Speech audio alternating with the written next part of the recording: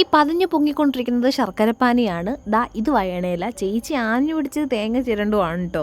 എന്തിനു വേണ്ടിയിട്ടാണെന്ന് ഇപ്പം തന്നെ നിങ്ങൾക്ക് മനസ്സിലായി കാണുമായിരിക്കും. അതെ ഗൈസ്, നമ്മളിന്ന് വയണയിലപ്പം ഉണ്ടാക്കാൻ പോകണം. അതിന് വേണ്ടിയിട്ട് ആട്ട എടുത്തു, ഏലക്കപ്പൊടി ചേർത്തു, ശേഷം ചിരണ്ടി തേങ്ങ, എന്നിട്ട് അരിച്ചെടുത്ത ശർക്കരപ്പാനിയും കൂടെ ഒഴിച്ച് നല്ല രീതിയിൽ മിക്സ് ചെയ്ത് ഈ പരുവാക്കി. പിന്നെ കുറച്ചുകൂടെ മധുരത്തിന് വേണ്ടിയിട്ട് പഞ്ചസാരയും കൂടെ ചേർത്തിട്ടുണ്ടായിരുന്നു കേട്ടോ.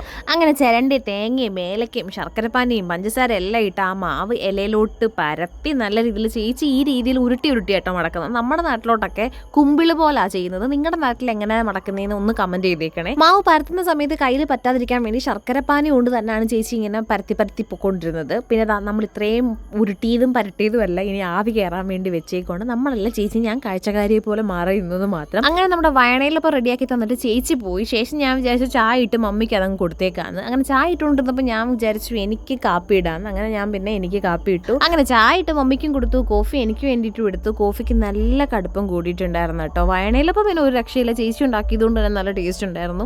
കടുപ്പം കൂടിയ കാപ്പി കഷ്ടപ്പെട്ട് ബുദ്ധിമുട്ട് ഞാൻ കുടിച്ചുകൊണ്ടിരുന്നപ്പോഴത്തേനും ഉറങ്ങിക്കിടന്ന കൊച്ച് ഉറക്കം എണീറ്റ് കേട്ടോ. പിന്നെ ഞാൻ പോയി അവനെ എടുത്ത് തോളിലൊക്കെ ഇരുത്തി പിന്നെ ഇതിൻ്റെ മുകളിൽ ഇരുത്താൻ നോക്കി, പക്ഷെ നടന്നില്ല കേട്ടോ. കഴിച്ചുകൊണ്ടിരുന്ന സാധനം പെട്ടെന്ന് കാലിയാക്കിയിട്ട് പിന്നെ കുഞ്ഞിൻ്റെ പുറകെ തന്നെ ആയിരുന്നു കേട്ടോ. അപ്പോൾ ഇന്നത്തെ വീഡിയോ ഇത്രയേ ഉള്ളൂ. Tata bye.